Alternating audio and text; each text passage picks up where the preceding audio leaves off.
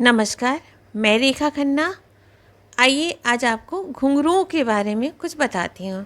कुछ ध्यान रखने योग्य बातें और कुछ इसके बारे में बातें। जैसे हम घुंघरू देखते हैं तो क्या मन में आता है? बिल्कुल थिरकन होने लगती है शरीर में। जो लोग डांस को पसंद करते हैं उनकी बात मैं कर रही हूँ। और मन होता है कि बस घुंघरू पहन के एक बार हम भी डांस करें। सभी के मन में ज़्यादातर इच्छाएँ होती हैं कि घुंघरू एक बार पहने। पहले तो ये अच्छा नहीं माना जाता था। इस अभी तो डांस का कितना ज़्यादा महत्व बढ़ गया है।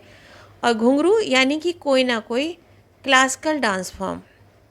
तो कथक में घुंघरू का बहुत ज़्यादा महत्व है। सभी क्लासिकल डांस में है लेकिन कथक में ज़्यादा है।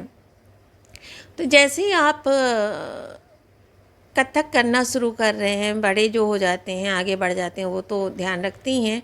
लेकिन आप अगर बिगनर भी हैं तो आपको ध्यान रखना चाहिए कि घुंघरू ऐसे ही उठा के कहीं नहीं फेंक दें, या आप ख़रीद के लाएँ तो ऐसे ही नहीं रख दें। उसे बड़े सम्मान से रखें। जैसे कोई भी आर्टिस्ट, कोई गिटार वाला हो, तबले वाला हो, ढोलक वाला, कोई भी हो, अपने वाद्य को कितने कायदे से रखता है, संभाल के झाड़ता है, पोंछता है, क्योंकि वो उसकी पहचान बनने वाले हैं, है ना। उसकी हॉबी है, बड़े मन से उसने उसको सीखना चाहा है। तो आप भी बिगनर भी हैं तो भी आप अपने घुंघरुओं को सम्मान से रखें। जब आप उन्हें बांधने लगें तो माथे से लगाएं, माँ सरस्वती का ध्यान करें कि कितनी इच्छा थी आपकी सीखने की और आज वो पूरी हो रही है। और जब उन्हें बांधें तो इतना व्यवस्थित बांधें कि वो देखने में गंदा ना लगे, कि डोरी कहीं एक ऊपर जा रही है राउंड, एक दूसरी ऊपर जा रही है, घुंघरू टेढ़े मेढ़े हैं, नहीं, ऐसा नहीं। जब आप कपड़े पहनते हैं, आप गहना पहनते हैं, तो कितना व्यवस्थित करते हैं, उसको बारीकी से देखते हैं कि कहीं से ख़राब तो नहीं लग रहा है।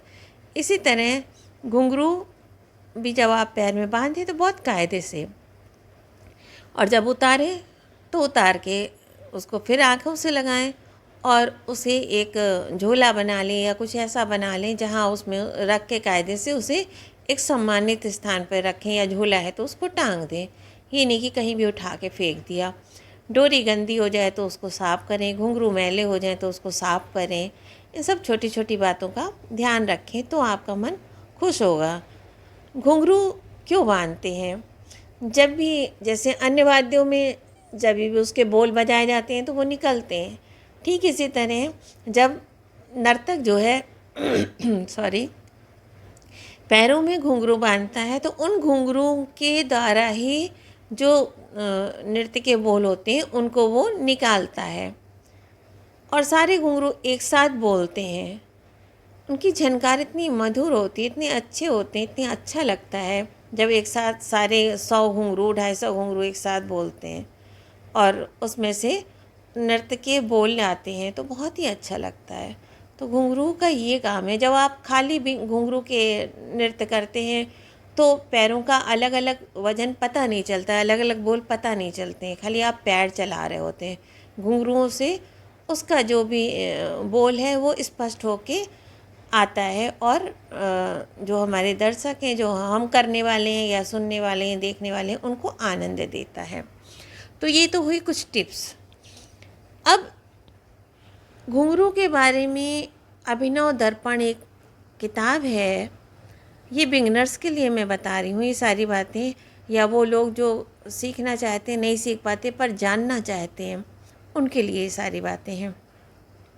तो अभिनव दर्पण एक किताब है, उसके रचयिता हैं नंदिकेश्वर जी। उन्होंने घुंघरुओं के बारे में क्या लिखा है आइए बताते हैं आपको।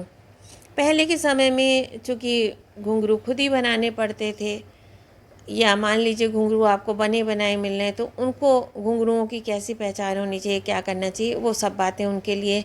अभी तो तरह तरह से बने बनाए मिलते हैं, हमें बड़ी सुविधाएं हैं। तो आइए जानते हैं वो क्या कह रहे हैं। अभिनव दर्पण के रचयिता नंदकेश्वर के अनुसार घुंघरू कांसे के बने होने चाहिए। इनकी बनावट एक सी तथा सुंदर होनी चाहिए।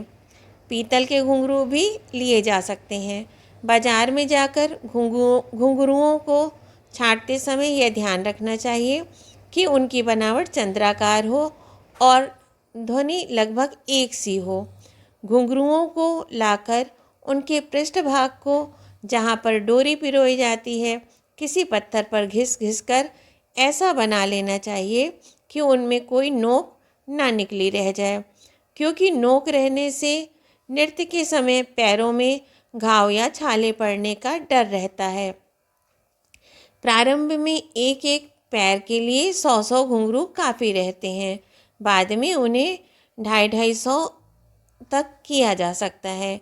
नाचते नाचते घुंघरुओं के पार्श्व भाग यानी पीछे के भाग पैर की रगड़ से घिसकर चिकने हो जाते हैं। अतः नृत्यकार के पास जितने पुराने घुंघरू होते हैं उतने ही महत्वपूर्ण होते हैं, इसलिए उनको बहुत हिफाजत के साथ रखना चाहिए। जिस धागे में घुंघरू पिरोए जाएं उसका रंग शास्त्रकारों ने नीला बताया है। अभी तो आप देख रहे हैं सफ़ेद डोरियों में ही रहते हैं, पर नीला बताया गया है।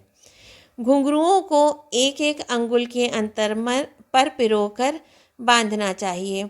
बांधने में यह ध्यान रखना चाहिए कि घुंघरू के पृष्ठभाग में कोई गांठ नहीं लगे, बल्कि डोरे में घुंघरू पिरोकर उसके निकट डोरे में ही गांठ लगानी चाहिए।